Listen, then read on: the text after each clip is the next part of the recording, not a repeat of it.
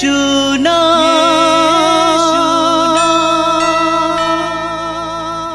यीशु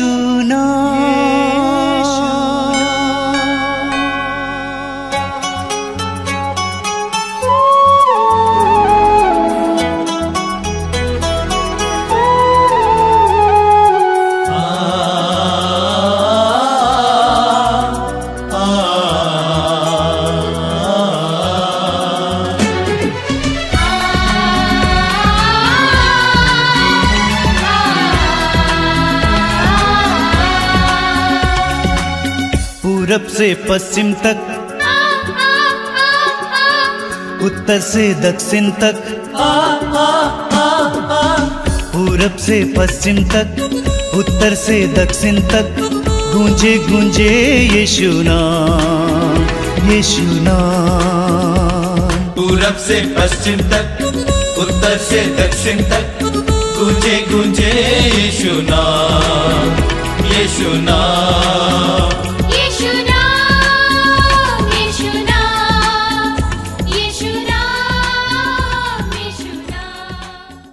आप सभी भाई बहनों का स्वागत है इस मातृधाम सत्संग में। आप जानते ही ये अनुग्रह का समय है, आशीष का समय है। नहम्याह के ग्रंथ के अध्याय 8 उसके वाक्य 10 में प्रभु का वचन कहता है, प्रभु के आनंद में तुम्हारा बल है, प्रभु के आनंद में तुम्हारा बल है। मैं आप सभी से अनुरोध करूंगा कि सत्संग के प्रारंभ में ही अपने जीवन की हर प्रकार की पीड़ा दर्द को प्रभु के हाथ में समर्पित करते हुए अपनी पीड़ाओं को स्तुति में परिवर्तित करें। आपने देखा होगा हम सत्संग शुरू करते हैं स्तुति के द्वारा, क्योंकि स्तुति में बल है। स्तुति के द्वारा हम अपने हृदय को उत्तेजित करते हैं, हम अपनी आत्माओं को जगाते हैं। विशेष करके हमारी आत्माएं, हमारा मन, हमारा हृदय विभिन्न प्रकार की पीड़ाओं से जूझ रहे हैं और ऐसी परिस्थिति में हम लोग बहुत ज़्यादा अपने को कमज़ोर महसूस करते हैं। अपने अंदर एक आध्यात्मिक चेतना की कमी हो जाती है, हम ठंडे हो जाते हैं। ऐसी परिस्थिति में ये आवश्यक है कि हम प्रभु की स्तुति करते हुए, प्रभु की आराधना करते हुए, गीत गाते हुए अपने आप को जगाएं। हमें प्रभु के सानिध्य के लिए अपने आप को जगाने की ज़रूरत है। हम उत्पत्ति ग्रंथ की अध्याय 28 में पढ़ते हैं याकूब के बारे में। याकूब एक निर्जन प्रदेश में रात के समय सोया हुआ था। याकूब को एक दिव्य दर्शन हुआ, सपना हुआ और वचन में लिखा हुआ है कि याकूब नींद से जाग उठा। याकूब नींद से जाग उठा और उसने कहा कि ये प्रभु का निवास स्थान है, प्रभु का सानिध्य यहाँ है और मुझे नहीं मालूम था। और सच्चाई यह है कि हम जहाँ कहीं भी हैं वहाँ पर प्रभु का निवास स्थान है, वहाँ पर प्रभु की उपस्थिति है। लेकिन हमारे दुखों के कारण, हमारी पीड़ाओं के कारण, हमारी चिंताओं के कारण हम उसको महसूस नहीं कर पाते हैं। तो आइए हम लोग अपने हृदय और मन को जगाएंगे, गीत गाते हुए, ताली बजाते हुए, सबके साथ मिलकर तालियां बजाते हुए, हमारे भाई मोक्षा और सुभाषिनी के साथ मिलकर हम प्रभु की स्तुति और आराधना करेंगे। हृदय खोलिए और इस गीत में उनको साथ दीजिए। तेरी जय जय हो, तेरी जय जय हो, तेरी जय हो, जय हो पिता। तेरी जय जय हो, तेरी जय जय हो, तेरी जय हो, जय हो पिता। तेरी जय जय हो, तेरी जय जय हो, तेरी जय हो, जय हो पिता। तेरी जय जय हो, तेरी जय जय हो, तेरी जय हो, जय हो पिता। तेरी जय हो, तेरी जय हो, तेरी जय हो, जय हो पिता। तेरी जय हो, तेरी जय हो, तेरी जय हो, जय हो पिता। तेरी जय हो, तेरी जय हो, तेरी जय हो, जय हो पिता। सब लोग आएंगे। तेरी जय हो, तेरी जय हो, तेरी जय हो, जय हो पिता। तेरी जय जय हो, तेरी जय जय हो, तेरी तेरी जय हो पिता। तेरी जय जय हो, तेरी जय जय हो, तेरी जय हो पिता। तेरी जय हो, तेरी जय हो, तेरी जय हो पिता। तेरी जय हो, तेरी जय हो, तेरी जय हो पिता। तेरी जय हो, तेरी जय हो, तेरी जय हो यीशु। तेरी जय जय हो, तेरी जय जय हो, तेरी जय हो ताली बजा यीशु। गाएंगे। तेरी जय हो, तेरी जय हो, तेरी जय हो यीशु। ताली बजाइए। तेरी जय जय हो, तेरी जय जय हो, तेरी जय हो यीशु। तेरी जय हो, तेरी जय हो, तेरी जय हो यीशु। तेरी जय हो, तेरी जय हो, तेरी जय हो यीशु। तेरी जय हो, तेरी जय हो, तेरी जय हो यीशु। तेरी जय हो, तेरी जय हो, तेरी जय हो यीशु। तेरी जय हो, तेरी जय हो, तेरी जय हो यीशु। तेरी जय जय हो, तेरी जय जय हो, तेरी जय हो यीशु। तेरी जय हो, तेरी जय हो, तेरी जय हो यीशु। तेरी जय हो, तेरी जय हो, तेरी जय हो यीशु। तेरी जय हो, तेरी जय हो, तेरी जय हो पवित्र आत्मा। तेरी जय जय हो, तेरी जय जय हो, तेरी जय हो पवित्र आत्मा। तेरी जय हो, तेरी जय हो, तेरी जय हो पवित्र आत्मा।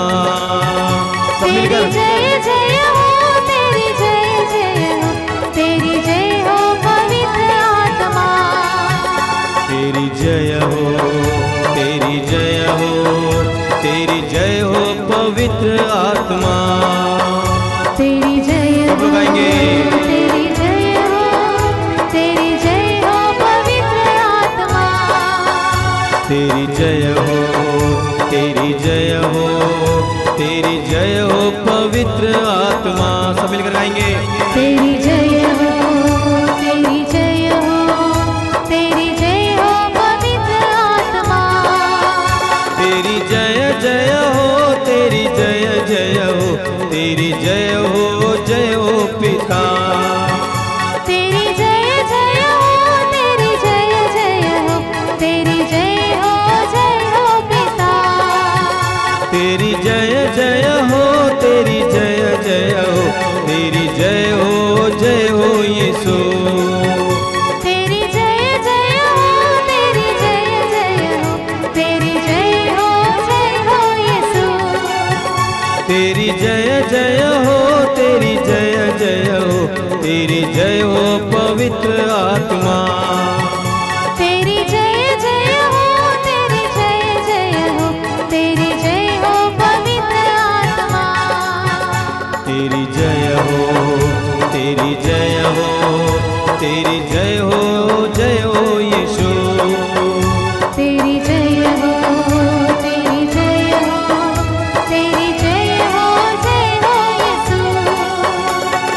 हालेलुया, हालेलुया,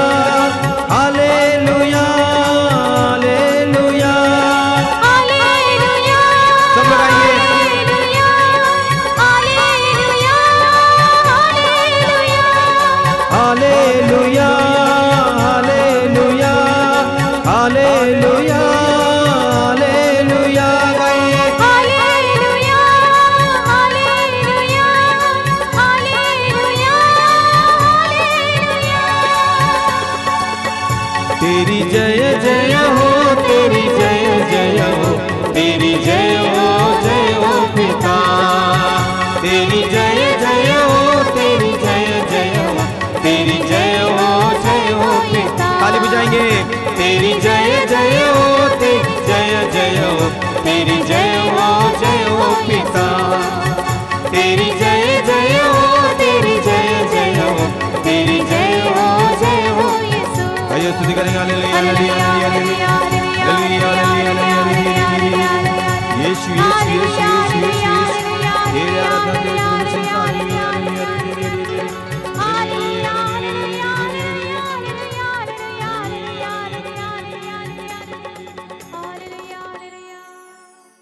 आइए हम प्रार्थना करें। अपने हृदय और मन को एकाग्र कीजिए।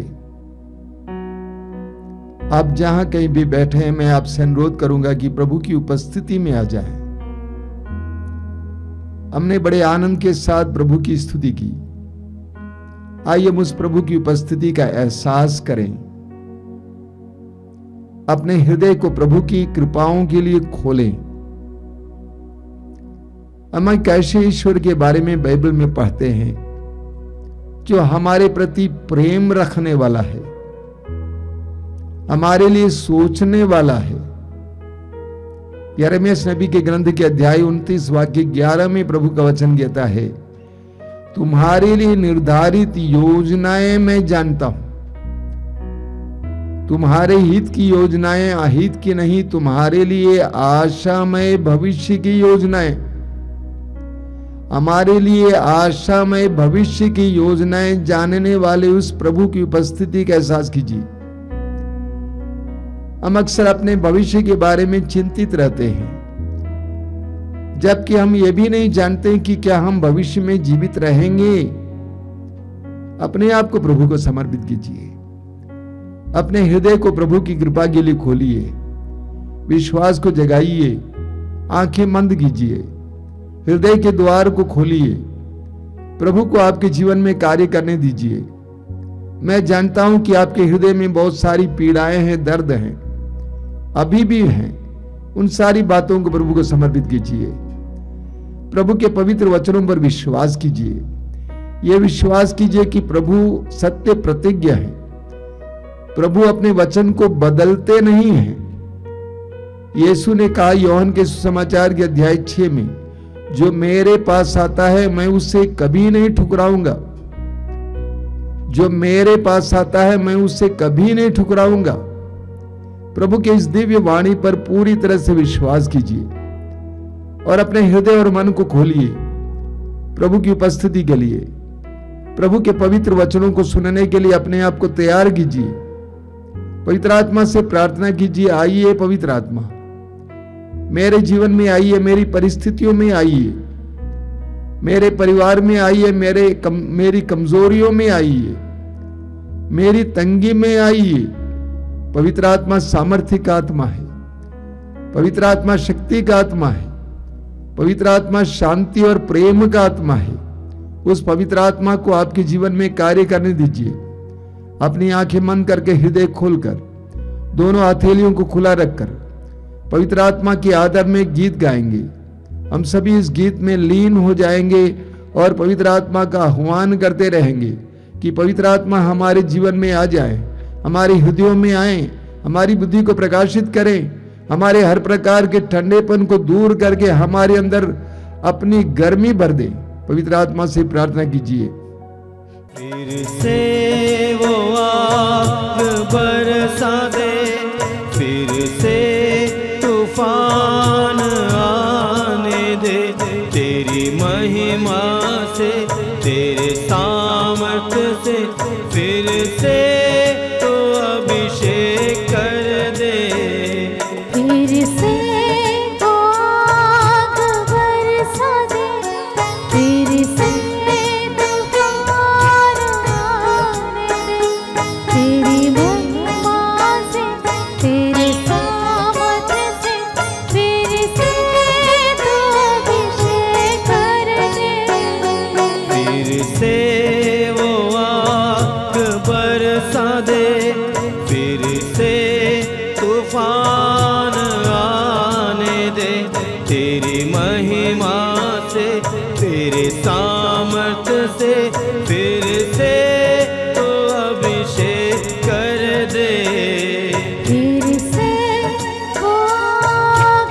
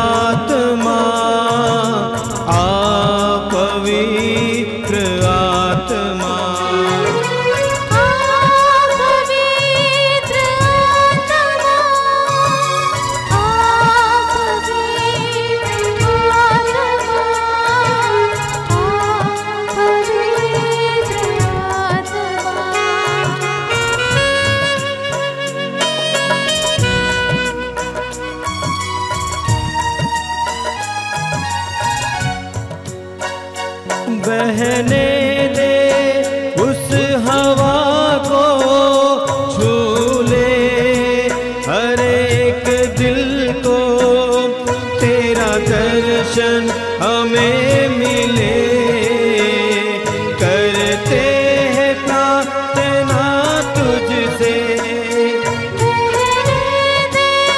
उस हवा को छू ले हर एक दिल को, तेरा दर्शन हमें मिले,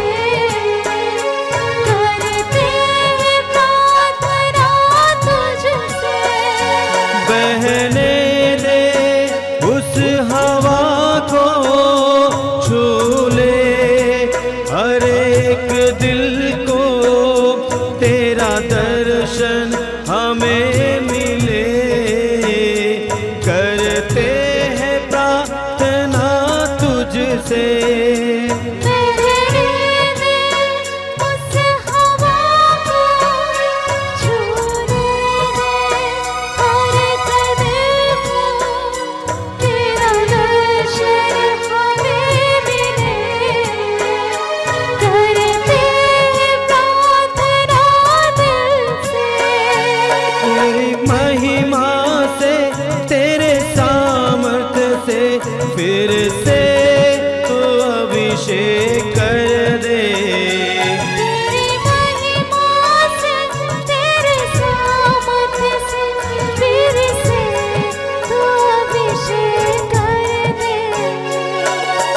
आ पवित्र आत्मा, आ पवित्र आत्मा, आ पवित्र आत्मा। सब लोग आएंगे मिलकर। आ पवित्र आत्मा, आ पवित्र आत्मा, आ पवित्र सब मिलकर एक साथ गाएंगे। आ पवित्र आत्मा, आ पवित्र आत्मा, आ पवित्र आत्मा, आ पवित्र आत्मा, आ पवित्र आत्मा। अपनी आंखें खोलें। मेरे प्रिय भाई और बहनों,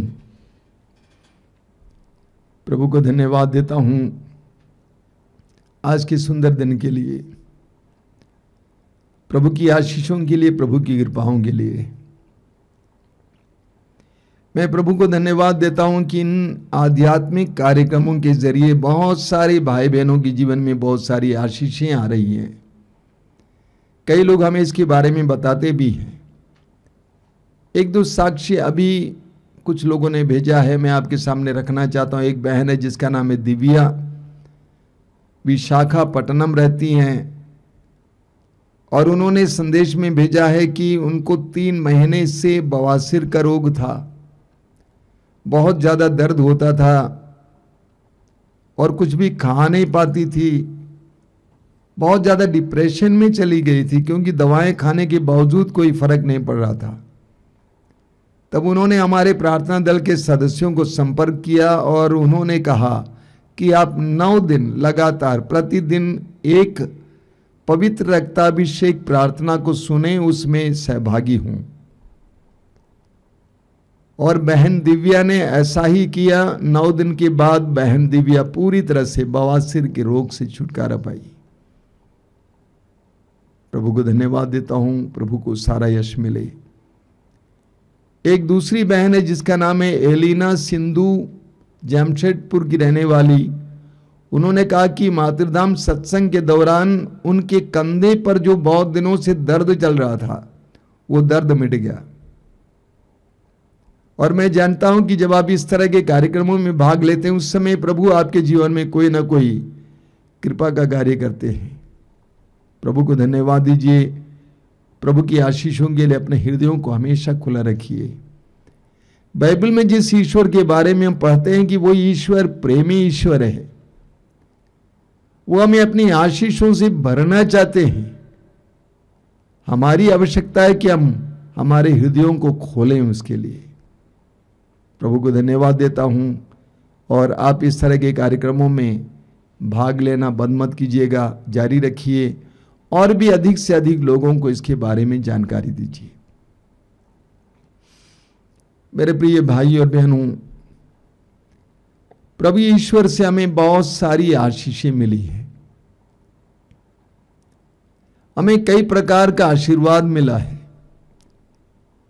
किसी को अलग अलग प्रकार की प्रतिभाएं मिली हैं। किसी को शारीरिक सामर्थ्य मिला है, शक्ति मिली है, स्वास्थ्य मिला है। किसी को सौंदर्य मिला है, किसी को बुद्धि शक्ति मिली है, और इसके साथ साथ कई लोगों को धन भी मिला है, बहुत पैसा भी प्राप्त हुआ है।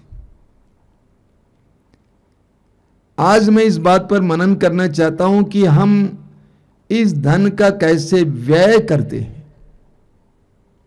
इस धन को कैसे हम इस्तेमाल करते हैं। कुछ लोग अपने घर को तोड़ ताड़ कर बड़ा बंगला बना देते हैं, कुछ लोग कई घर बना देते हैं, कुछ लोग उस धन से जमीनें खरीदते हैं, कुछ लोग टूर पे जाते हैं, कुछ लोग अपने बच्चों के नाम पर लिख देते हैं पैसा, कुछ लोग अय्याशी में पैसा उड़ा देते हैं, खर्च करते हैं, कपड़ों में, खाने में, मनोरंजन में खर्च करते हैं। कुछ लोग समारोहों में खर्च करते हैं, छोटे छोटे समारोह की भी बड़ा कर देते हैं क्योंकि उनके पास बहुत पैसा है। और इनसे कहा जाता है तो ये कहते हैं ये तो मैंने कमाया है, मेरी कमाई है। खैर, ये आपने कमाया है या प्रभु ने दिया है, इसके बारे में हम बाद में चर्चा करेंगे। वास्तव में इस विषय पर मैं कभी प्रवचन नहीं सुनाता था जब तक कि मैं संत पौलुस के 2 वचनों को नहीं पढ़ा। पहला वचन है तीमोथी का पहला पत्र अध्याय 6 वाक्य 17 और 18। वहां पर संत पौलुस कहते हैं, इस संसार के धनियों से अनुरोध करो कि वे घमंड न करें और नश्वर संपत्ति पर नहीं बल्कि ईश्वर पर भरोसा रखें जो हमारी उपभोग की सब चीजें पर्याप्त मात्रा में देता है। वे भलाई करते रहें, सत्कर्मों के धनी बने, दानशील और उदार हों।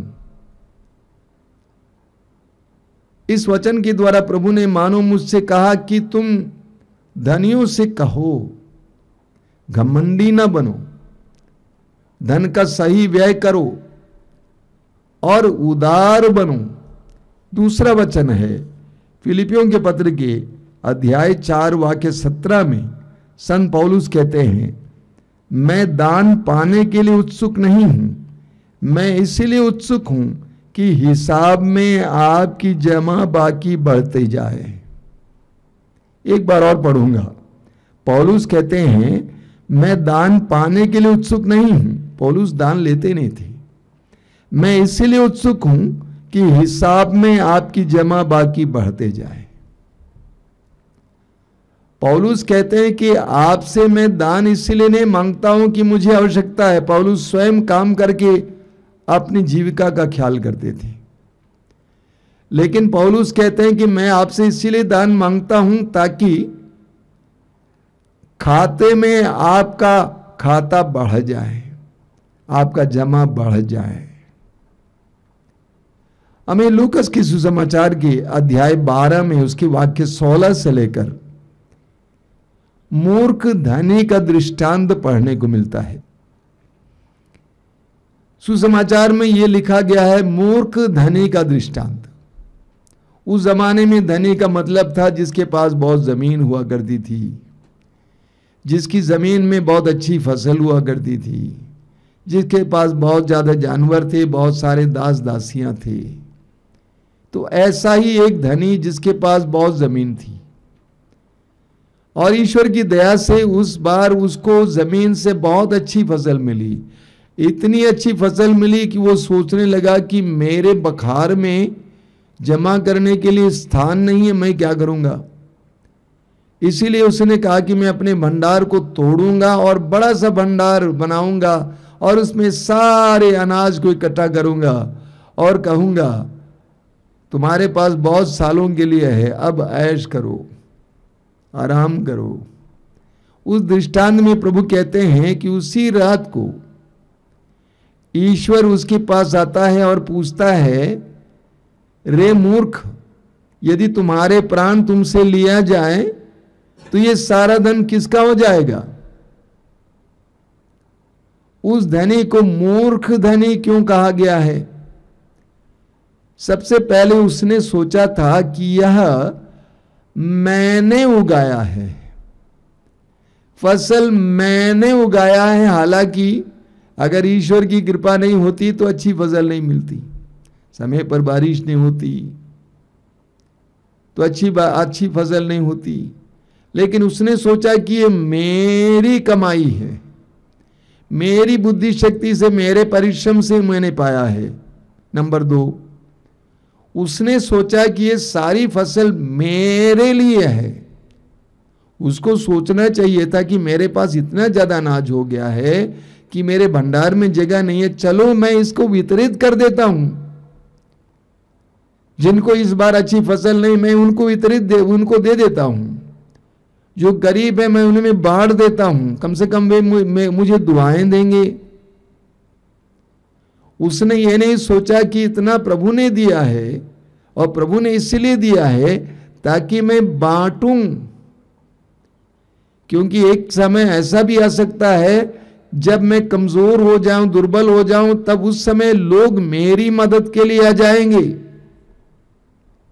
तो उसने जो किया वो मूर्खता है, उसने मूर्खता प्रकट की, इसीलिए उसको मूर्ख धनी कहा गया है। लूकस के सुसमाचार के अध्याय 16 वाक्य 16 में एक बहुत सुंदर उदाहरण मिलता है। लूकस का सुसमाचार अध्याय 16, वहां पर एक बेईमान कारिंदे के बारे में बताया गया है। लूकस का सुसमाचार अध्याय 16, उसमें बेईमान कारिंदे के बारे में बताया गया। वाक्य 1 से, एक धनी इंसान का कारिंदा था, मुंशी था, जो बेईमान था, और इसीलिए लोगों ने मालिक से कहा कि वो बेईमान है, तो इसीलिए मालिक ने सोचा कि मैं इसको हटा दूंगा। ये बात उसके कान तक पहुंच गई, तो उसने सोचा अभी मैं क्या करूंगा, मुझे काम करने की आदत नहीं है, फावड़ा नहीं चला सकता हूं और दूसरा कोई काम आता ही नहीं है, तो मैं क्या करूंगा। तो इसीलिए उसने सोचा कि मैं ऐसा करूंगा, मेरे मालिक के जितने ऋणी हैं, कर्जदार हैं, उनको बुलाऊंगा और उनके कर्ज को आधा कर दूंगा, ताकि जब मालिक के द्वारा बाहर किया जाऊंगा तो वे सभी मेरा स्वागत करेंगे और इस तरह मेरी जिंदगी अच्छी तरह चलेगी। और उसने ऐसा ही किया। वाक्य 8 में हम पढ़ते हैं, प्रभु ने कहा, स्वामी ने बेईमान कारिंदा को इसीलिए सराहा कि उसने चतुराई से काम किया, क्योंकि इस संसार की संतान आपसी लेन देन में ज्योति की संतान से अधिक चतुर है। प्रभु यीशु कहते हैं कि मालिक ने उस बेईमान कारिंदे के उस कार्य के लिए उसको सराहा, प्रशंसा की। कई लोग मुझे फोन करके पूछते थे कि स्वामी जी ऐसा क्यों है, उसकी बेईमानी को प्रभु ने क्यों सराहा। इसका अर्थ हमें अगले वचन में मिलता है। अगला वचन वाक्य 9 में लिखा हुआ है, और मैं तुम लोगों से कहता हूं, झूठे धन से अपने लिए मित्र बना लो, जिससे उसके समाप्त हो जाने पर वे परलोक में तुम्हारा स्वागत करें। यह इसका अर्थ है। इस बेईमान कारिंदे के बेईमानी के लिए मालिक ने उसको प्रशंसा की, उसका अर्थ यह है, प्रभु कहते हैं जिस तरह उस बेईमान कारिंदे ने समय रहते वहां उसके मालिक के घर से बाहर निकलने पर कैसे मित्र मिलेंगे उसके लिए कार्य किया, उसी तरह इस संसार में रहते हुए तुम्हारे पास जितनी भी आशीषें प्राप्त प्रभु से प्राप्त हुई हैं, चाहे वो धन हो या कोई भी चीज हो, उसको इस प्रकार इस्तेमाल करो कि परलोक में तुम्हारा स्वागत हो। यानी यदि आपके पास अच्छे गुण हैं, प्रतिभाएं हैं, वे इस तरह इस्तेमाल करें कि वह परलोक के लायक आपको बनाएं। आपके पास धन संपत्ति है, उसका इस प्रकार इस्तेमाल करें कि आप उस धन संपत्ति के द्वारा परलोक के लायक बने। 4-5 साल पहले आश्रम में एक युवती आई थी। वह IRS थी और सेल्स टैक्स डिप्टी कमिश्नर थी एक जिले की। जवान थी और उन्होंने मुझसे कहा कि जब मैं पढ़ रही थी उस समय मैंने सोचा था कि मैं कमिश्नर बनूंगी, उसके बाद धन कमाऊंगी, अपनी जिंदगी को अच्छा बनाऊंगी। लेकिन मेरा एक सीनियर था, वो पास हो चुका था। उसने मुझसे कहा कि देखो, इन संसार के लिए तुम कमा रही हो, लेकिन परलोक के लिए भी कुछ कमाया करो। इस बात ने उस युवती को स्पर्श की और वो युवती गरीब लड़कियों की मदद करने लगी। गरीब लड़कियों की मदद करने लगी। स्कूल में बच्चों को पढ़ाने के लिए पैसा देने लगी। उसको लगा कि मुझे जो पैसा मिल रहा है, जो धन मिल रहा है, उसको मैं इस तरह व्यय करूंगी कि मैं परलोक के लायक बन जाऊंगी। बाइबल में सिखाती है कि हमारे पास जो कुछ है उसका दशमांश ईश्वर का है। पहले कोरिन्थी अध्याय 4 वाक्य 7 में संत पौलुस कहते हैं, आपके पास क्या है जो आपको दिया नहीं गया है। एक जबरदस्त बात है। आपके पास क्या है जो आपको दिया नहीं गया है। आपके पास जो कुछ है वो आपको दिया गया है। ये आपकी आंखें, ये कान, ये जुबान, ये हाथ, ये पैर, ये बुद्धि शक्ति, ये परिश्रम करने की शक्ति, ये सब आपको दिया गया है। इसीलिए ईश्वर को आपकी सारी उपलब्धियों पर अधिकार है। बाइबल हमें सिखाती है कि हमें अपनी कमाई में से, अपने सब कुछ में से 1/10वां हिस्सा ईश्वर को देना चाहिए। दशमांश जिसे कहते हैं। अपनी कमाई में से, अपने समय में से, सब कुछ में से 1/10वां हिस्सा ईश्वर को देना चाहिए। सूक्ति ग्रंथ के अध्याय 3 वाक्य 9 में हम पढ़ते हैं, अपनी संपत्ति से प्रभु का सम्मान करो, उसे अपनी उपज का दशमांश चढ़ाओ। वचन कहता है अपनी संपत्ति से प्रभु का सम्मान करो, उसे अपनी उपज का दशमांश चढ़ाओ। और लोग ऐसा किया करते थे, यहूदी लोग ऐसा किया करते थे, और आज भी बहुत सारे विश्वासी लोग ऐसा किया करते हैं। अपनी संपत्ति का 1/10वां हिस्सा प्रभु को देते हैं। मैं बहुत सारे लोगों को जानता हूं जो दशमांश देते हैं। मलाकी के ग्रंथ के अध्याय 3 उसके वाक्य 8 से 10 तक इस प्रकार हम पढ़ते हैं। प्रभु कहते हैं, क्या मनुष्य ईश्वर को ठग सकता है? फिर भी तुम मुझको ठग रहे हो। तुम फिर पूछोगे हम किस प्रकार तुझे ठग रहे हैं? तुम दशमांश और भेंटों में मुझे ठग रहे हो। तुम पर, हाँ, तुम्हारे सारे राष्ट्र पर शाप लगा है, क्योंकि तुम मुझे धोखा दे रहे हो। तुम पूरा दशमांश और मेरे और भेंटें भंडार के पास लाओ, जिससे मेरे घर में भोजन रहे। विश्वमंडल का प्रभु ये कहता है, इसमें तुम मुझे परख लो। मैं अपने बादलों को आज्ञा दूंगा, मैं अपने बादलों को आज्ञा दूंगा और तुम पर भरपूर वर्षा की आशीष प्रदान करूंगा। प्रभु कहते हैं कि तुम मुझे ठग रहे हो, तुम मुझे दशमांश नहीं देते हो। प्रभु हमसे ज्यादा नहीं मांगते हैं, प्रभु हमसे सिर्फ दशमांश 1/10वां हिस्सा मांगते हैं। और प्रभु कहते हैं इस बात में तुम मुझे परख कर देखो। एक भाई मेरे पास कई साल पहले आए और कहा कि देखिए मैं विदेश में काम करता हूं, पैसा तो मिलता है लेकिन पैसा बचता नहीं है। मैंने सीधे उनसे पूछा कि आप दशमांश देते हैं? वे क्रिश्चियन थे और वो मुझे देखने लगे क्योंकि वो नहीं जानते थे कि दशमांश का अर्थ क्या होता है। तो मैंने कहा कि आपकी कमाई में से 1/10वां हिस्सा प्रभु का है। उस समय से वो भाई दशमांश देने लगा। आज वो दुकान चलाता है, अच्छी दुकान है। प्रतिदिन उसको जो प्रॉफिट मिलता है, लाभ मिलता है, मुनाफा मिलता है, वो पता लगाता है और उसका दशमांश अलग रखता है और महीने के अंत में या साल के अंत में वो दशमांश किसी न किसी को दे देता है। तो प्रभु हमसे दशमांश मांगते हैं।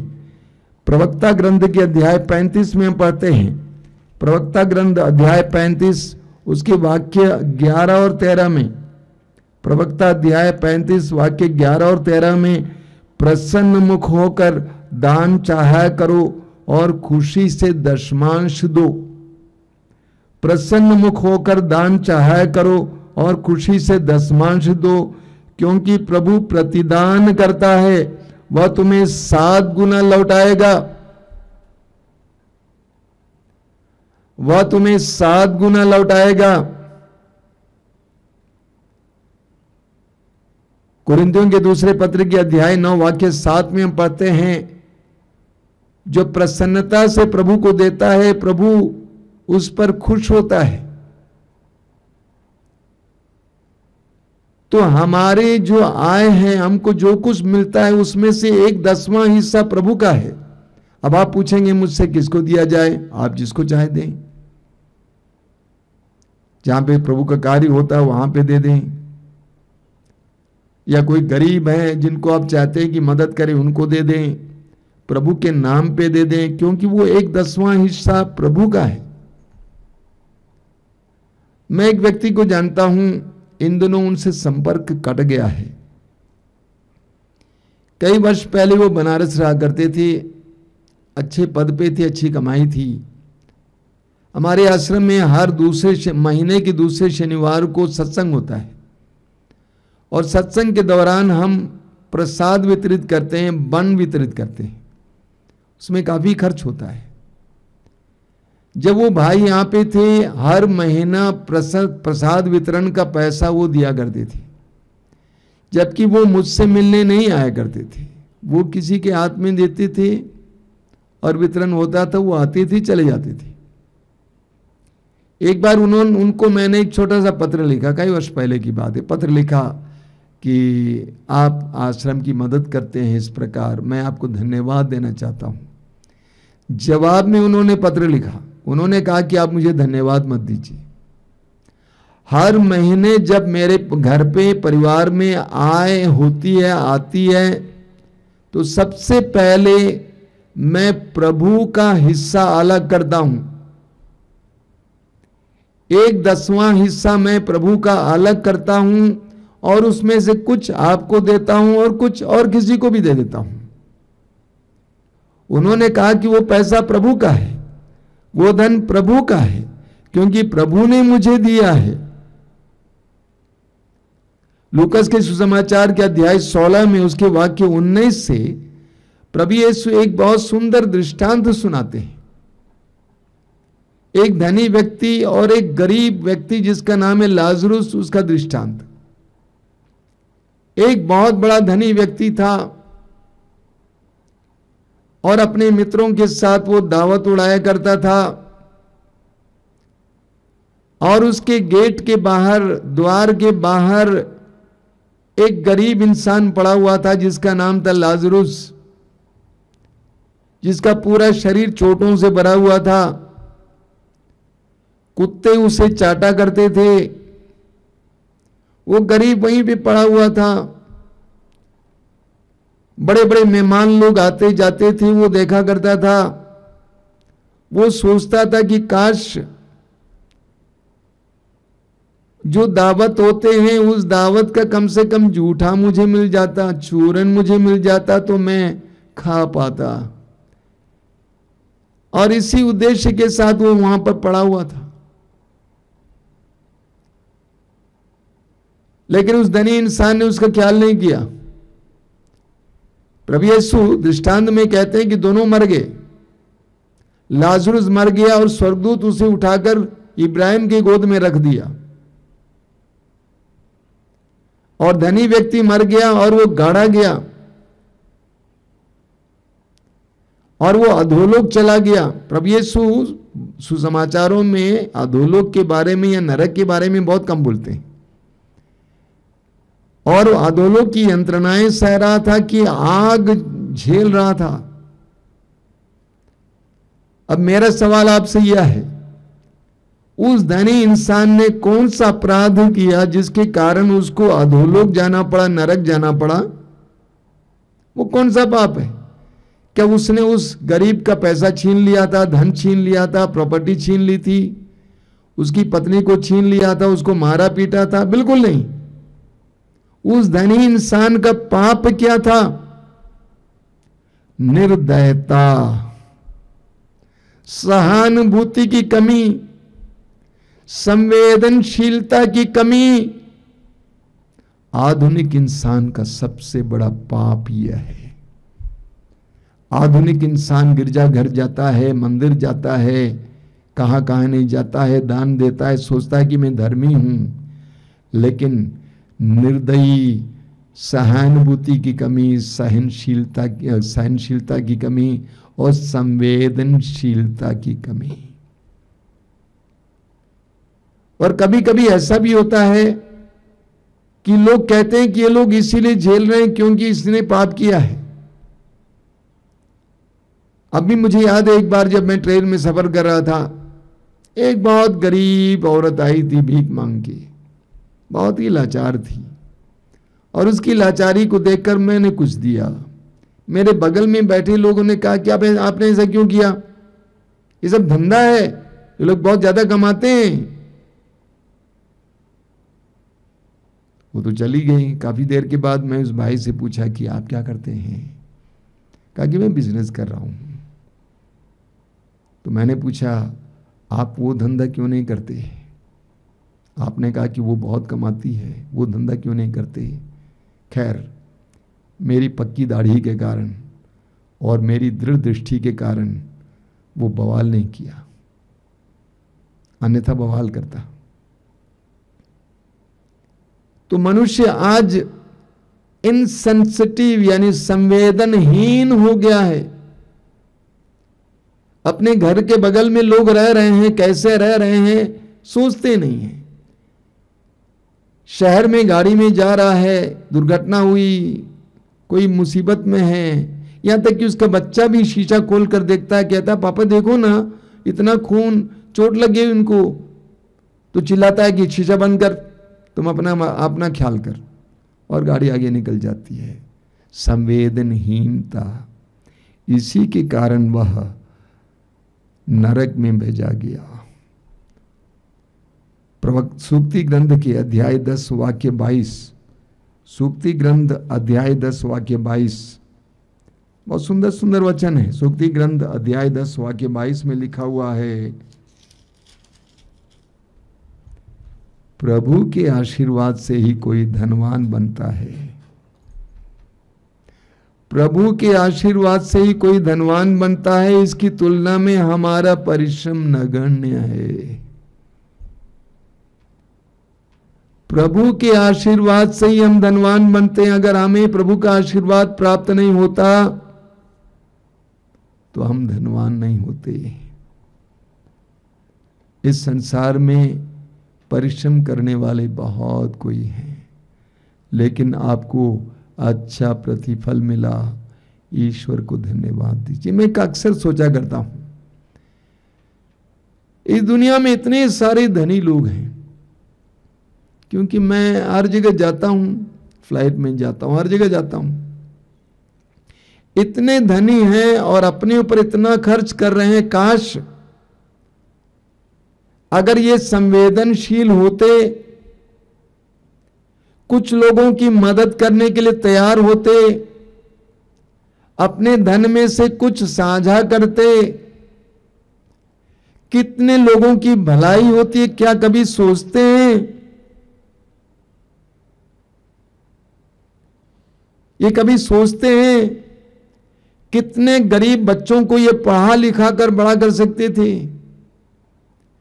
कितने गरीब लड़कियों को नर्सिंग कराकर या प्रोफेशनल ट्रेनिंग कराकर खड़ा कर सकते थे, और उतने सारे बच्चों की दुआएं इस इंसान को मिलती,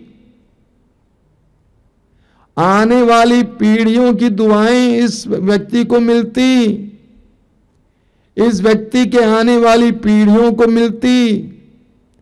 वे कहते फलाने सर ने हमारी मदद की, तभी तो हम इतने बड़े हुए हैं। हे प्रभु ने आशीर्वाद दे। जब धन आ जाता है लोग भूल जाते हैं। मैं एक व्यक्ति को जानता हूं जो बहुत अपने को आध्यात्मिक मानते हैं, अच्छे पद पे हैं, बहुत कमाई करते हैं, लेकिन उनके जीवन में बहुत अस्त व्यस्तता है, आशीर्वाद की कमी है। कारण क्या है? कारण यह है कि वो अपनी कमाई को, अपने धन को केवल अपने लिए ही खर्च करते हैं। मैं उनको कई बार टोका हूं, मैंने कहा कि आप कुछ मदद क्यों नहीं करते? हाँ, मैं मदद करता हूं, मैं कभी किसी गरीब को कुछ दे देता हूं। कितने लोगों को हमारे भाई लोग मदद कर सकते थे। प्रवक्ता ग्रंथ के अध्याय 4 उसके वाक्य 36 में पढ़ते हैं, प्रभु कहते हैं लेने के लिए अपना हाथ मत पसारो और देने के लिए उसे बंद मत रखो। प्रभु कहते हैं लेने के लिए अपना हाथ मत पसारो और देने के लिए उसे बंद मत रखो। हम कैसे प्रभु के सामने रो रो कर प्रार्थना करते हैं, ये प्रभु हमारी मदद कीजिए, कृपा कीजिए, हमें नौकरी दिलाइए, हमें कोई धंधा दीजिए। और प्रभु हमारी प्रार्थना को सुनते हैं, एक के बदले 2 नौकरी दे देते हैं, एक बिजनेस के बदले 2 बिजनेस दे देते हैं। लेकिन उसके बाद क्या हो जाता है? उसके बाद हमारा हाथ बंद हो जाता है, देने के लिए तत्पर नहीं होते हैं। बड़ी अजीब परिस्थिति है। मैंने देखा कई लोगों के जीवन में कितना रो रो कर प्रार्थना करते थे और प्रभु ने दिया, और देने के बाद वे सोचते हैं कि मेरा परिश्रम का ये फल है, और उसके हाथ बंद हो जाते हैं। हम प्रवक्ता ग्रंथ के अध्याय 19 वाक्य 17 में पढ़ते हैं, बहुत जबरदस्त वचन है। 19:17 में लिखा हुआ है, जो दरिद्रों पर दया करता वो प्रभु को उधार देता है, जो दरिद्रों पर दया करता वो प्रभु को उधार देता है, प्रभु से उसके उपकार का बदला चुकाएगा। सुनिए कितना जबरदस्त वचन है। जो दरिद्रों पर दया करता है वो प्रभु को उधार देता है, और प्रभु क्या करेंगे? प्रभु पुरस्कार देगा, प्रभु उससे उसके उपकार का बदला चुकाएगा। हम जब गरीबों की मदद करते हैं, वचन कहता है कि हम प्रभु को उधार दे रहे हैं, और प्रभु समय आने पर उसको चुकाएगा। मैं कुछ लोगों से बोला करता था, लोगों को बताइए, जब आप एक बहुत बड़ा बंगला बना रहे हैं, घर बना रहे हैं, साथ ही साथ कुछ गरीबों के लिए 4-5 छोटे छोटे घर बनवा दीजिए। आप अपने लिए और अपने बच्चों के लिए बहुत बड़ा बंगला बना रहे हैं, अच्छी बात है, लेकिन साथ ही साथ कम से कम 4-5 छोटे छोटे घर कुछ गरीबों के लिए बना दीजिए। जानते हैं उन घरों में रहने वाले हमेशा आपको याद करेंगे, आपके लिए दुआएं देंगे। वे अपने बच्चों को भी बताएंगे, देखो उनके कारण हमें ये घर मिला है। उनकी दुआएं आपके साथ और आपके आने वाली पीढ़ियों के साथ रहेंगी। प्रवक्ता ग्रंथ के अध्याय 35 वाक्य 4 में प्रभु का वचन कहता है, परोपकार अन्न बलि के बराबर है। वचन कहता है कि परोपकार अन्न बलि के बराबर है। परोपकार करना बलिदान के बराबर है। लूकस के सुसमाचार के अध्याय 6 वाक्य 38 में प्रभु यीशु कहते हैं, जिस नाप से तुम नापोगे उसी नाप से तुम्हारे लिए नापा जाएगा। अगर तुम दूसरों के प्रति उदार बनोगे, ईश्वर तुम्हारे प्रति भी उदार बना रहेगा। मैं इस बात पर बहुत विश्वास करता हूं। मैंने देखा कि एक हाथ से मैं देता हूं तो दूसरे हाथ में प्रभु रखते हैं। प्रभु कहते हैं, जिस नाप से तुम नापोगे उसी नाप से तुम्हारे लिए नापा जाएगा। प्रवक्ता ग्रंथ अध्याय 16 वाक्य 15 वहां पे लिखा हुआ है, जो भलाई करता है उसे पुरस्कार मिलेगा। जो भलाई करता है उसे पुरस्कार मिलेगा और सबको अपने कर्मों का फल दिया जाएगा। जो भलाई करता है उसका पुरस्कार उसको प्राप्त होगा और सबको उसके कर्म का फल मिलेगा। आप जानिएगा, सूक्ति ग्रंथ के अध्याय 15 उसके वाक्य 3 में लिखा हुआ है, प्रभु की आंखें सब कुछ देखती हैं। प्रभु की आंखें सब कुछ देखती हैं, वो भले बुरे दोनों पर दृष्टि दौड़ाता है। प्रभु देखते हैं कि हम क्या करते हैं, अपने धन का कैसे व्यय करते हैं, ये सब प्रभु देखते हैं। हम प्रभु की आंखों से नहीं बच सकते हैं। यूहन्ना के सुसमाचार के अध्याय 6 उसके वाक्य 12 में पढ़ेंगे, प्रभु यीशु ने 5 रोटियों से 5,000 से भी ज्यादा लोगों को खिलाया। उसके बाद वाक्य 12 में लिखा हुआ है, उनको खिलाने के बाद प्रभु ने अपने शिष्यों से कहा, बचे हुए टुकड़ों को बटोर लो, कुछ भी बर्बाद नहीं होना चाहिए। बचे हुए टुकड़ों को बटोर लो, कुछ भी बर्बाद नहीं होना चाहिए। ईश्वर का कोई भी वरदान बर्बाद नहीं होना चाहिए। ईश्वर के द्वारा दी हुई संपत्ति बर्बाद नहीं होनी चाहिए। धन बर्बाद नहीं होना चाहिए। मनमाना अय्याशी में बर्बाद नहीं कर सकते हैं, क्योंकि वो ईश्वर की देन है। सूक्ति ग्रंथ की अध्याय 27 में हम पढ़ते हैं वाक्य 24 में, सूक्ति ग्रंथ अध्याय 27 वाक्य 24 में हम पढ़ते हैं, बहुत सुंदर वचन है, क्योंकि धन सदा के लिए नहीं बना रहता है। कितनी बड़ी सच्चाई है, क्योंकि धन सदा के लिए नहीं बना रहता है।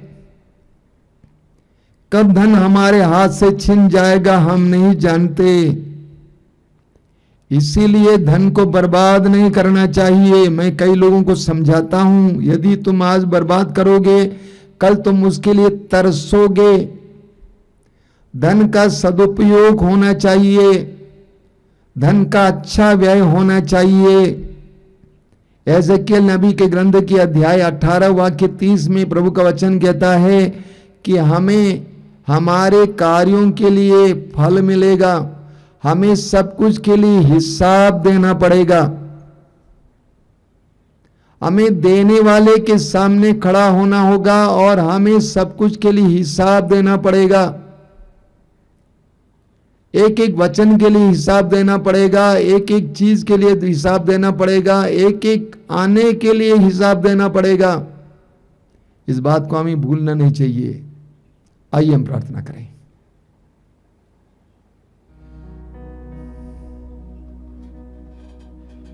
दयालु पिता, हम तुझे धन्यवाद देते हैं तेरी आशीषों के लिए, एक एक आशीष के लिए धन्यवाद देते हैं। अलग अलग प्रकार की आशीषों के लिए धन्यवाद देते हैं। देने वाला तू है, सब कुछ का स्रोत तू है। हे पिता, हमें इस बात का एहसास करा दे कि हमें तेरे सिंहासन के सामने खड़ा होना होगा, सब कुछ के लिए हिसाब देना होगा। तेरे पवित्र वचनों के द्वारा तूने हमें समझाया है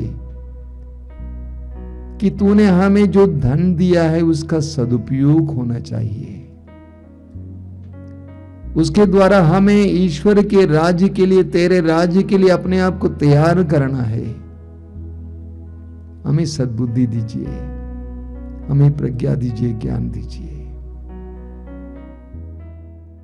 वो जीवन देने वाला हल्लेलुया, वो जीवन देने वाला हल्लेलुया, वो जीवन देने वाला हालेलुया, वो जीवन देने वाला हालेलुया, वो जीवन देने वाला हल्लेलुया, वो जीवन देने वाला हल्लेलुया, वो जीवन देने वाला हालेलुया।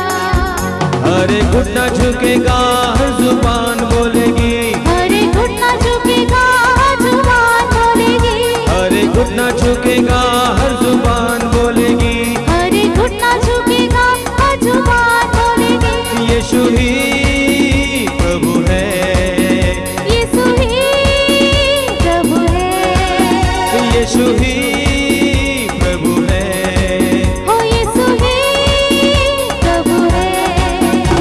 वो आनंद देने वाला हल्लेलुया, वो आनंद देने वाला हल्लेलुया, वो आनंद देने वाला हालेलुया, वो आनंद देने वाला हालेलुया, वो आनंद देने वाला हल्लेलुया, वो आनंद देने वाला हल्लेलुया, वो आनंद देने वाला हालेलुया, वो आनंद देने वाला हालेलुया। सब मिलकर गाएं।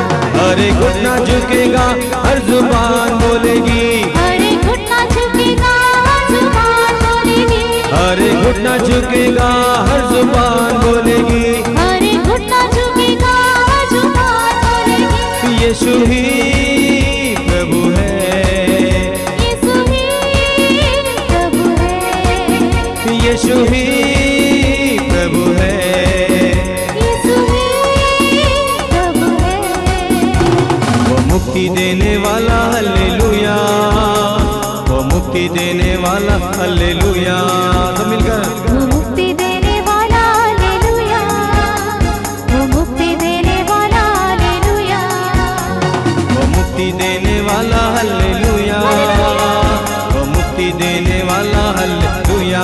सब मिलकर गाएं। वो मुक्ति देने वाला हालेलुया, वो मुक्ति देने वाला हालेलुया।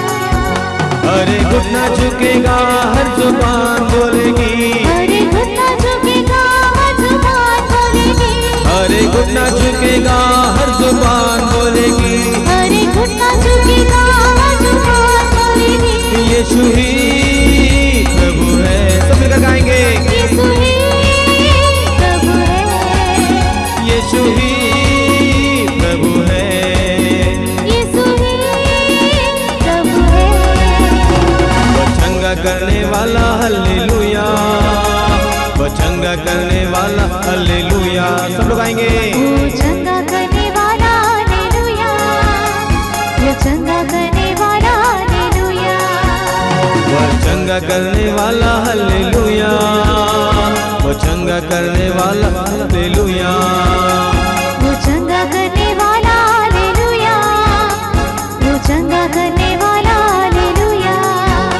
अरे घुटना झुकेगा हर जुबान बोलेगी, अरे घुटना झुकेगा हर जुबान बोलेगी, अरे घुटना झुकेगा हर जुबान बोलेगी, अरे घुटना झुकेगा हर जुबान बोलेगी। यीशु ही प्रभु है। सब लोग आए। यीशु ही प्रभु है, यीशु ही प्रभु है। विश्वास के साथ यीशु ही प्रभु है। हल्लेलुया हल्लेलुया हल्लेलुया हल्लेलुया हल्लेलुया। सब लोग आएंगे। हालेलुया हालेलुया हालेलुया, हालेलुया हालेलुया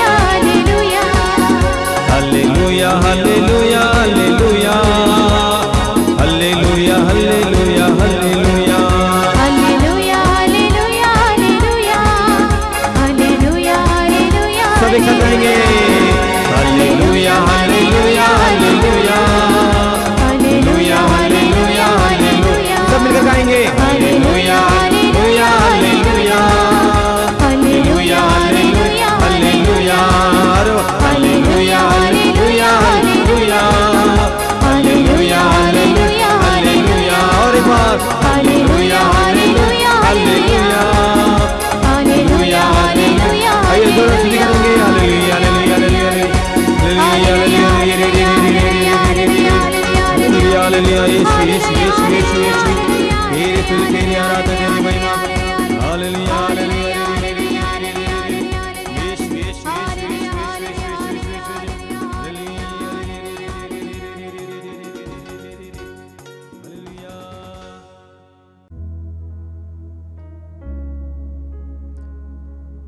आइए मेरे भाई और बहनों, हम प्रभु की आराधना में लग जाएं। प्रभु की उपस्थिति को इस समय अंगीकार करें। आप जहां कहीं भी बैठे हैं, मैं आपसे अनुरोध करूंगा कि अपनी आंखें बंद रखेंगे और अपने हृदय को ईश्वर के लिए, सामर्थ्यवान परमेश्वर के लिए खोलेंगे। ये आराधना का समय हमारे लिए एक बहुत बड़े चमत्कार का समय है, बंधनों से आजादी का समय है, रोगों से मुक्ति का समय है, विभिन्न प्रकार की बाधाओं से आजादी का समय है। मैं आप सभी का स्वागत करता हूं और आपसे अनुरोध करता हूं कि पूर्ण विश्वास के साथ इस आराधना में भाग लें। प्रभु की उपस्थिति को इस समय अंगीकार कीजिए। मेरा प्रभु मेरे पास है, मेरे करीब है। मेरे बंधनों से मुझे आजाद करने वाला प्रभु मेरे करीब है। जिस तरह प्रभु यीशु के शिष्यों ने यीशु की करीबी का अनुभव किया, पहले यूहन्ना अध्याय 1 वाक्य 1-2 में संत यूहन्ना कहते हैं, हमने जो देखा, सुना, स्पर्श किया, अनुभव किया, वही आप लोगों को बताते हैं। उसी तरह इस समय हम प्रभु को अनुभव करें। प्रभु यीशु ने अपने प्रथम शिष्यों से कहा, और देखो, हम प्रभु के करीब आएं और प्रभु को देखें, अनुभव करें। उनमें से एक शिष्य जिसका नाम था अंद्रयास, अपने भाई सीमोन के पास जाकर कहता है, हमें मसीह मिल गए हैं, हमें मसीह मिल गए हैं। पाइए मेरे भाई और बहनों, इस समय मसीह को पाइए, यीशु को पाइए। अपने हृदय को खोलिए, इस समय आंखें बंद कीजिए। प्रभु यीशु, मैं तुझे धन्यवाद देता हूं इन क्षणों के लिए।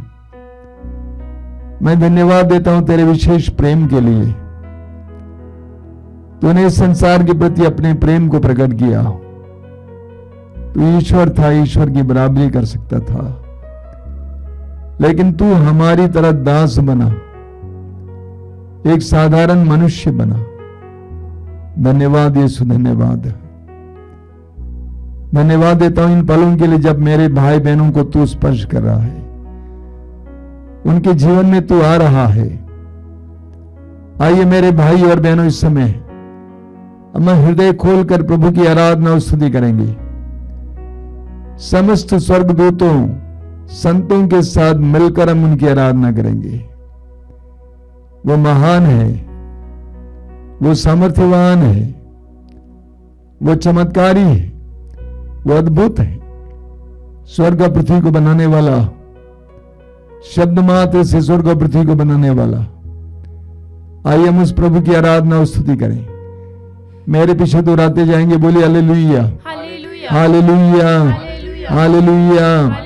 यीशु प्रभु हैं, यीशु प्रभु हैं, यीशु प्रभु है, यीशु हमारे मालिक हैं। यीशु हमारे मालिक है। हालेलुया, हालेलुया, हालेलुया, हालेलुया, हालेलुया।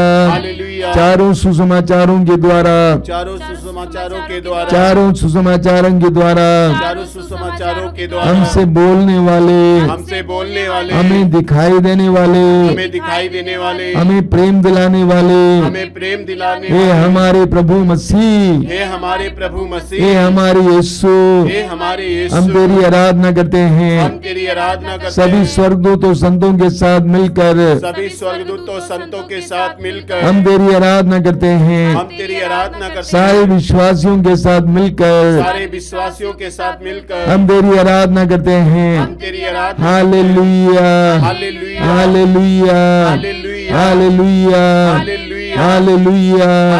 तू सब पर दया करता है, तू सब पर दया करता सारे है, पापों को क्षमा करता है, सारे पापों को क्षमा करता बंधनों है, को खोलता है, बंधनों को खोलता है, दुखियों को आजादी देता है, दुखियों को आजादी देता है, आंसू पहुँचता है। आंसू पोंछता हम है। तुझे धन्यवाद देते हैं। हम तुझे धन्यवाद हालेलुया, हालेलुया, हालेलुया। हालेलुया। तू हमारा प्रभु बने। तू हमारा प्रभु बने। हालेलुया, हालेलुया, हालेलुया। हालेलुया। मृत्यु को हराने वाले, मृत्यु को हराने वाले, मृत्यु को हराने वाले, मृत्यु को हराने पाप वाले, को हराने वाले, पाप को हराने शैतान वाले, को हराने वाले, शैतान को हराने वाले, संसार को हराने वाले, संसार को हराने ए वाले, मृत्युंजय यीशु, हे मृत्युंजय हम यीशु, तेरी आराधना करते हम हैं। तेरी आराधना आइए यीशु, आइए यीशु, इस प्रार्थना में आइए, प्रार्थना में आइए, हमारे बीच उतर आइए। हमारे बीच उतर चमत्कार आइए, और चिन्ह प्रकट करने के लिए, चमत्कार और चिन्ह प्रकट बड़े बड़े चिन्ह प्रकट करने के लिए, बड़े चिन्ह प्रकट रोगों से आजादी देने के लिए। लोगों से आजादी देने हालेलुया, हालेलुया, हालेलुया, हालेलुया, हालेलुया, हालेलुया, हालेलुया, हालेलुया, हालेलुया, हालेलुया, हालेलुया, हालेलुया, हालेलुया, हालेलुया, हालेलुया, हालेलुया, हालेलुया, हालेलुया, हालेलुया। आराधना हो तेरी, आराधना हो तेरी, आराधना हो तेरी, आराधना हो तेरी, आराधना हो तेरी, आराधना हो तेरी, आराधना हो तेरी, आराधना हो तेरी, पूरे दिल से, मेरे लफ्जों से, मेरे होठों से, मेरे जीवन से, पूरे दिल से, मेरे लफ्जों से, मेरे होठों से, मेरे जीवन से, आराधना हो तेरी, आराधना हो तेरी, आराधना हो तेरी, आराधना हो तेरी। सुख की गहराई में, दुख की गहराई में, आराधना मैं करता रहूं, आराधना मैं करता रहूं। सुख की गहराई में, दुख की गहराई में, आराधना मैं करती रहूं, आराधना मैं करती रहूं। ओ सुख की गहराई में, दुख की गहराई में, आराधना मैं करता रहूं, आराधना मैं करता रहूं। सुख की गहराई में, दुख की गहराई में, आराधना मैं करती रहूं, आराधना मैं करती रहूं। ओ आराधना हो तेरी, आराधना हो तेरी, आराधना हो तेरी, आराधना हो तेरी, आराधना हो तेरी, आराधना हो तेरी। पूरे दिल से, मेरे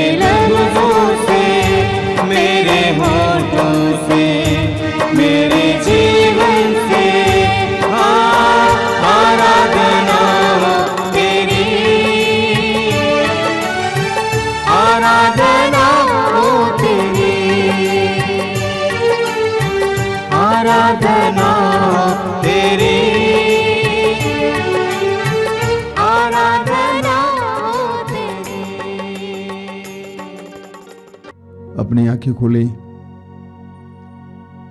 मेरे प्रिय भाई और बहनों, कोरिन्थियों के नाम संत पौलुस की पत्र के पहले पत्र के अध्याय 4 वाक्य 7 में पौलुस कहते हैं, आपके पास क्या है जो आपको दिया नहीं गया है? हमारे पास जो कुछ है वो प्रभु का दिया हुआ है। एक एक चीज, एक एक बात जिस पर अक्सर हम लोग गर्व करते हैं, घमंड करते हैं, जो हम सोचते हैं कि हमारा है, एक सच्चाई यह है कि वो हमारा है ही नहीं, वो तो दिया गया है। ये आपकी नजरें, कान, नाक, मुंह, हाथ, पैर सब दिया गया है। आपकी नौकरी, आपकी जीवन की सफलताएं, आपका सौंदर्य, आपका स्वास्थ्य, आपकी धन संपत्ति, ये सब आपको दिया गया है। इस सच्चाई को हर मनुष्य को जानने की आवश्यकता है। अगर ये सच्चाई हर मनुष्य जानता तो ये संसार स्वर्ग बनता। सबसे पहले हम ईश्वर को धन्यवाद देने वाले होते हैं। दूसरी बात, हम एक दूसरे को देने वाले होते हैं। हम जितना लेने के लिए उत्सुक हैं उतना देने के लिए उत्सुक नहीं है। लेने के लिए हम कितना प्रभु के सामने हाथ पसारते हैं, लोगों के सामने हाथ पसारते हैं, लेकिन देने के लिए हम लोग कमजोर पड़ते हैं। लूकस के सुसमाचार के अध्याय 6 वाक्य 38 में प्रभु यीशु कहते हैं, जिस नाप से तुम नापते हो उसी नाप से तुम्हारे लिए भी नापा जाएगा। मैं कई लोगों से सुना हूं जिन्होंने कहा कि उनके जीवन में उस समय तरक्की और ज्यादा आई जब वे देने लगे, अपनी संपत्ति से दशमांश देने लगे, गरीबों की सेवा करने लगे, मदद करने लगे। कई लोग ऐसे हैं जिन्होंने मुझसे कहा है कि उनकी संपत्ति दुगनी तुगनी हो गई। देने से बढ़ता है। जिस ईश्वर ने हमें दिया है, हम उदारता पूर्वक उनको और उनके लोगों को देने लगते हैं, तब वह ईश्वर और ज्यादा हमें देता है। एक सच्चाई है। देखिए, कोरिन्थियों के दूसरे पत्र के अध्याय 8 में संत पौलुस कहते हैं, उसके वाक्य 9 से लेकर, आप लोग हमारे प्रभु ईसा मसीह की उदारता जानते हैं। आप लोग हमारे प्रभु ईसा मसीह की उदारता जानते हैं। वह धनी थे किंतु आप लोगों के कारण निर्धन बन गए, जिससे आप उनकी निर्धनता द्वारा धनी बन गए। आगे संत पौलुस कहते हैं कि मैं इस संबंध में एक सुझाव देता हूं। आप लोगों ने पिछले वर्ष जो कार्य प्रारंभ किया और जिसकी योजना आपने स्वयं बनाई, अब उसे पूरा करने में ही आपका कल्याण है। आपने जिस तत्परता से उसका निर्णय लिया था, उसी तत्परता से उसे पूरा करें और अपने सामर्थ्य के अनुसार चंदा दें। यदि दान देने की उत्सुकता है तो सामर्थ्य के अनुसार जो कुछ भी दिया जाए वह ईश्वर को ग्राह्य है। किसी से आशा नहीं की जाती है कि वो अपने सामर्थ्य से अधिक चंदा दे। पौलुस चंदा के बारे में कहते हैं, लेकिन मैं कहूंगा कि हमें देना सीखना होगा। हर विश्वासी को देना सीखना होगा। इस सत्य को जानना होगा कि हमसे भी बदतर, हमसे भी गरीब और दुर्बल लोग हैं। उनकी मदद करने में हमारा कल्याण है। मत्ती के सुसमाचार के अध्याय 25 वाक्य 40 में प्रभु यीशु ऐसे लोगों को अपने भाई कहते हैं। प्रभु कहते हैं कि मेरे इन भाई बहनों से किसी एक के लिए भी तुमने जो कुछ किया वो तुमने मेरे लिए ही किया। जब आप अपने बच्चों के बारे में सोचते हैं, और भी बच्चों के बारे में सोचिए जिनकी मदद की जा सकती है। देने वाला आपको दुगना देगा। प्रवक्ता ग्रंथ के अध्याय 35 में वचन कहता है कि वो 7 गुना लौटाता है। हमें उदार बनना सीखना होगा। हमारा स्वभाव स्वार्थ है, ये पशु स्वभाव है। पशु भी स्वार्थी होता है, लेकिन हमें मानव बनना है और यीशु के शिष्य बनना है। इसलिए हमें देना सीखना होगा। हम जितना देंगे उतना प्रभु हमें देंगे। हम विशेष करके इस उदारता के लिए प्रार्थना करेंगे। आज आंखें बंद कीजिए, थोड़ी देर अपने आप को जांच कीजिए। क्या मैं देने में तत्पर हूं या नहीं हूं? क्या मैं स्वार्थी हूं? मैं केवल अपने ही बारे में सोचता हूं, अपने परिवार के बारे में, मेरे अगल बगल में जितने दुर्बल हैं, कमजोर हैं, उनके बारे में सोचता हूं कि नहीं सोचता हूं? क्या मेरे अंदर संवेदना है? क्या मैं दूसरों के दर्द को महसूस कर पाता हूं या केवल अपने ही बारे में सोचता हूं? लूकस के सुसमाचार के अध्याय 16 के उस धनी की तरह जिसके फाटक पर एक कंगाल पड़ा हुआ था, कमजोर पड़ा हुआ था, रोगी पड़ा हुआ था, उसका ख्याल उसने नहीं किया। क्या हम भी इसी तरह असंवेदनहीन तो नहीं है? हम भी निर्दयी तो नहीं है? आज प्रभु से प्रार्थना करेंगे कि प्रभु मेरे हृदय को सुगम बनाइए, सरल बनाइए। मेरे हृदय को दूसरों के दर्द को महसूस करने वाला बनाइए। दोनों हाथ प्रभु की ओर उठाइए इस समय और स्वतंत्र होकर इसके लिए प्रार्थना कीजिए कि प्रभु हमारे हृदयों को मुलायम बनाएं, नाजुक बनाएं, हमारे अंतःकरण को नाजुक बनाएं। आइए हम प्रार्थना करते हुए प्रभु की स्तुति और आराधना करेंगे। हालेलुया, हालेलुया, हालेलुया, हालेलुया, हालेलुया, हालेलुया। आइए पवित्र आत्मा, आइए पवित्र आत्मा, आइए पवित्र आत्मा, आइए पवित्र आत्मा, आइए पवित्र आत्मा, आइए पवित्र आत्मा, आइए पवित्र आत्मा। हालेलुया, हालेलुया, हालेलुया, हालेलुया, हालेलुया।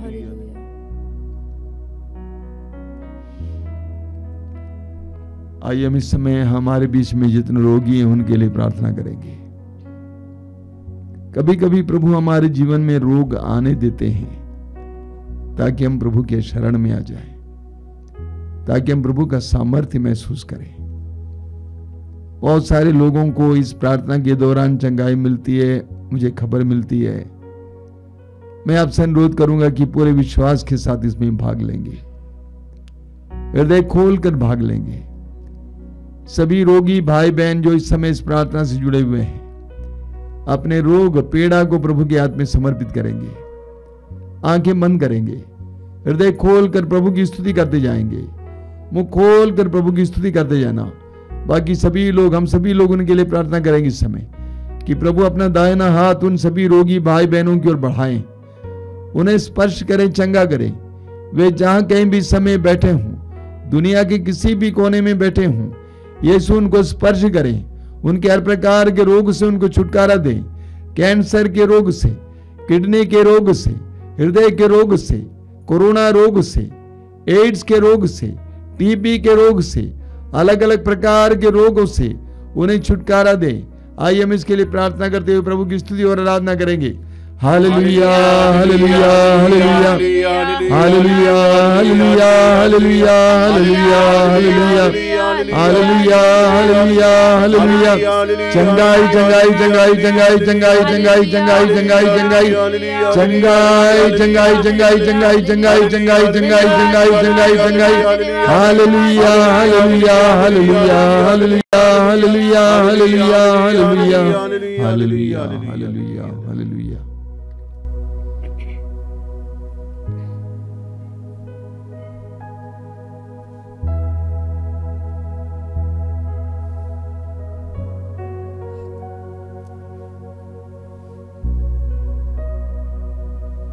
कई लोग इस समय पहली बार इस सत्संग में भाग ले रहे हैं। प्रभु उनको आध्यात्मिक ज्ञान दे रहे हैं, उनको आध्यात्मिक ज्ञान दे रहे हैं, उनको अच्छा लग रहा है। प्रभु को धन्यवाद देंगे इसके लिए। इसी तरह बहुत सारे भाई बहनों को इस सत्संग के साथ जोड़ दें, इसके लिए प्रार्थना करेंगे।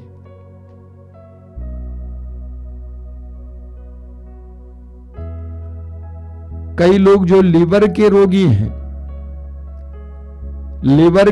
हैं, कलेजे में तकलीफ है, ऐसे कई लोगों को प्रभु यीशु समय स्पर्श कर रहे हैं। लीवर के कई रोगियों को यीशु समय स्पर्श कर रहे हैं, चंगाई दे रहे हैं। ग्रहण कीजिए, प्रभु को धन्यवाद दीजिए, जाकर टेस्ट कराइए। धन्यवाद यीशु, तेरी स्तुति, तेरी आराधना, तेरी महिमा। धन्यवाद यीशु। कुछ लोग जो अपनी आंखों से कम देख पा रहे हैं, आंखों में कोई पर्दा जैसा आया है, देखने में मुश्किल होता है, प्रभु यीशु समय उनको स्पर्श कर रहे हैं। विश्वास के साथ प्रभु के स्पर्श का अनुभव कीजिए। यीशु आपकी आंखों की रोशनी आपको लौटा रहे हैं। धन्यवाद दीजिए, प्रभु को धन्यवाद दीजिए, अंगीकार कीजिए, स्वीकार कीजिए, ग्रहण कीजिए।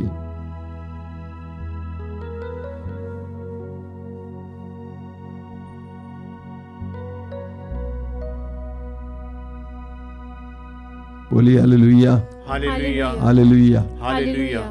मेरे प्रिय भाई और बहनों, हर रविवार की तरह आज भी मैं आपको कुछ सूचनाएं देना चाहता हूं। सबसे पहली बात, प्रभु को धन्यवाद देता हूं कि आश्रम में पिछले सप्ताह में युवक युवतियों के लिए साधना हुई थी और बहुत अच्छी साधनाएं हुई थी। करीब 550 से ज़्यादा युवक युवतियों ने इसमें भाग लिया, करीब 600 करीब युवक युवतियों ने भाग लिया।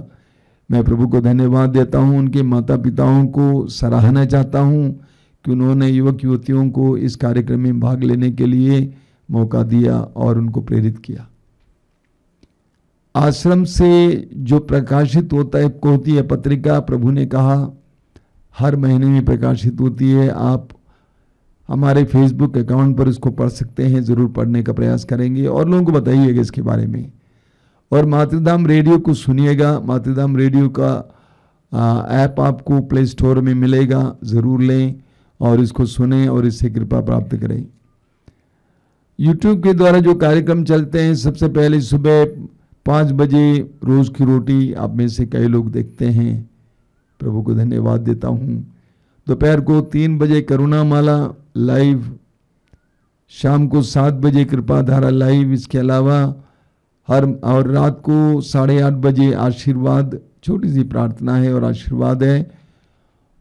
और हर मंगलवार को शाम को 5 बजे युवक युवतियों के लिए विशेष कार्यक्रम। और शुक्रवार को पवित्र रक्ताभिषेक प्रार्थना शाम को 6 बजे। और रविवार को सुबह 5 बजे मिसा बलिदान और दोपहर को 12 बजे मातृधाम सत्संग। इन सभी कार्यक्रमों में भाग लीजिएगा और प्रभु की कृपा प्राप्त कीजिएगा। आइए हम लोग इस समय आशीष पाएंगे। जो लोग तेल और पानी लाए हैं आशीष के लिए, कृपया अपने हाथ में उठा के पकड़ेंगे और प्रभु से प्रार्थना करेंगे कि प्रभु इस तेल और जल को आशीष दीजिए, इससे शुद्ध कीजिए, पवित्र कीजिए। तेरा सामर्थ्य इसमें उंडेल दीजिए, पवित्र आत्मा का सामर्थ्य उंडेल दीजिए। जो भी इसको ग्रहण करें और धारण करें, उन सभी लोगों को तेरी आशीष मिले, चंगाई मिले, बंधनों से आजादी मिले। आइए हम प्रार्थना करेंगे।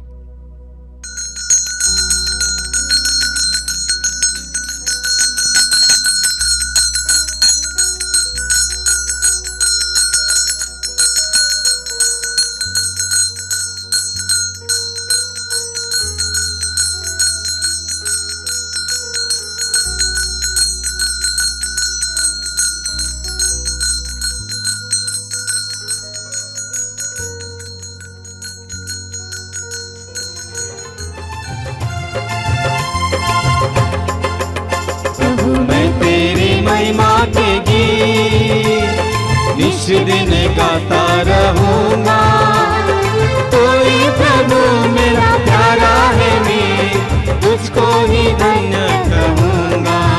प्रभु मैं तेरी महिमा के गीत इस दिन गाता रहूंगा, कोई प्रभु मेरा प्यारा है, मैं तुझको ही धन्य कहूंगा। जीवन दिया तूने, पालन किया प्रभु वरदानों से तूने